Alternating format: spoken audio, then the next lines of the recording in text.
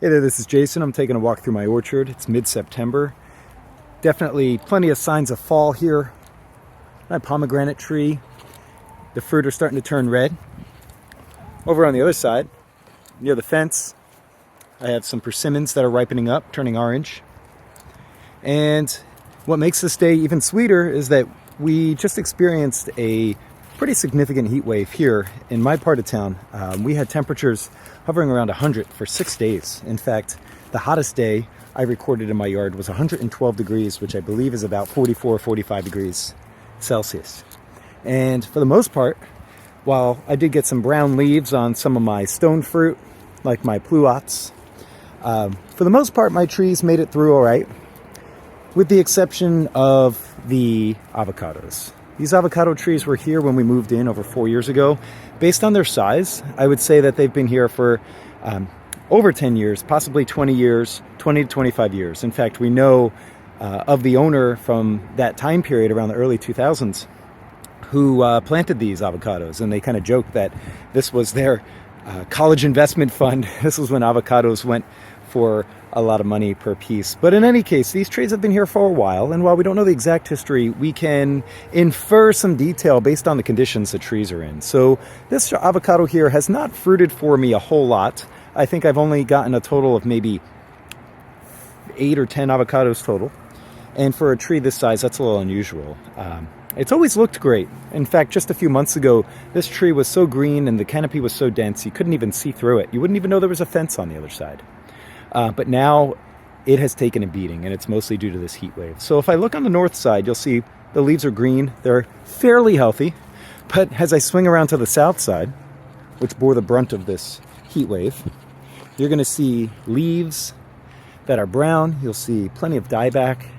And I'm scratching my head saying, why is this tree and a second tree in my orchard, why are they so susceptible to the heat? Whereas another avocado tree over here by my fence line, if I can go up and above the figs, why is that avocado tree back there in much better condition?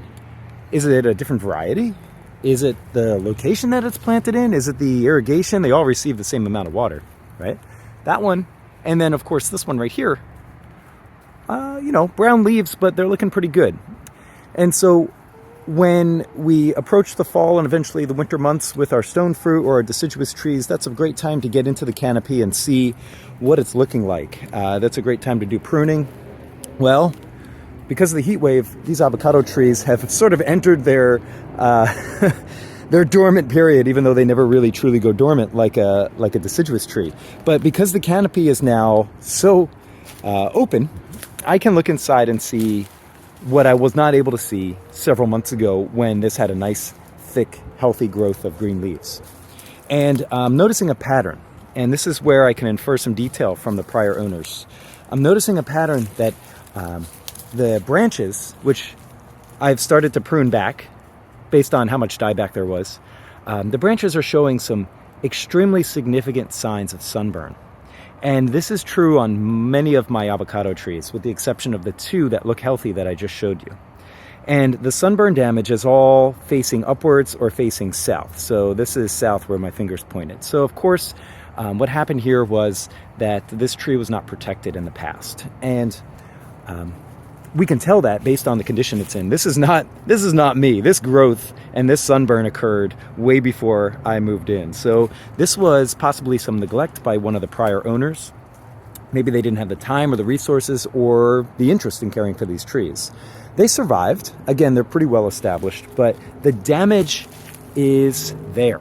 And now, as I come along and I want a nice healthy avocado tree, I am facing an uphill battle where these trees are way more susceptible to sun damage. Not only is the top or the south side completely dead, which maybe is even a benefit in this case, it's providing a little bit of insulation to the healthy wood, but by reducing the living wood to about half of that branch there, I'm restricting water flow, nutrient flow. So when a heat wave does arrive, these branches don't get what they need in the right quantities that they need in order to weather this heat wave. And so this past heat wave was definitely the hottest one that I have experienced in my 4 years here at this house.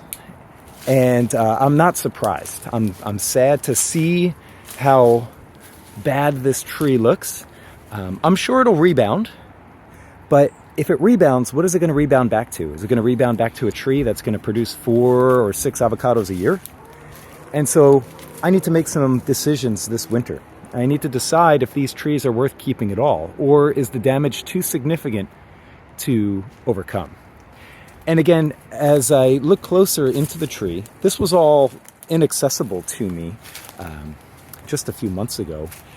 You'll see that there's plenty of dieback on the trunk. And I actually did get in here at one point and I did paint this with a thinned latex paint.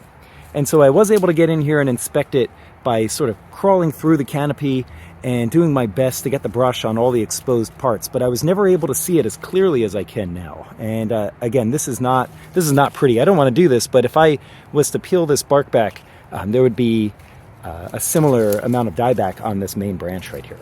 And so this main branch feeds the 2 that I was just showing you, and so it's no wonder that these trees are in such rough shape once a heat wave arrives. So I have some decisions that I need to make. This avocado tree, with it being as established as it is, it's taking up a very significant portion of my orchard in the southeast corner. It's taking up space in between my pluaries, plums, pluots, and my plum cherry. So I don't really need another plum, but it would be really nice to unite my plums by removing this tree and starting fresh. But do I want to do that? Because this is a really, really established tree. Is there a way to salvage this tree? I got to be honest, I don't have the knowledge to be able to determine that one way or the other. So this video is sort of a request for feedback or a request for help. Based on what you can see in these videos, would you recommend keeping them like I'm going to do here? Without a doubt, this one is fine. I'm going to keep that avocado tree. This avocado tree over here is likewise. It did lose some of its small fruit that it's growing. The fruit is slightly larger than ping pong ball size. Some of the fruit did drop due to the heat, but overall, despite the lumps that it took, it's healthy. It's going to survive. Some of my other trees are not so lucky. Based on what you see, would you try to allow these trees to rebound? Would you salvage them and nurse them back to health and hope that with nutrients and care and shade cloth and other protection that they're going to survive? Or is it time to cut my losses and move on? If you have any ideas, please drop me a comment in the feedback section. I love avocados, but this is not where my knowledge excels. I have a lot to learn, and so I'm reaching out to this YouTube community and fellow gardeners in and out of Southern California to provide some feedback. So please let me know, share what you know about avocados, share what you know based on what you saw, and I would love some advice. Thank you.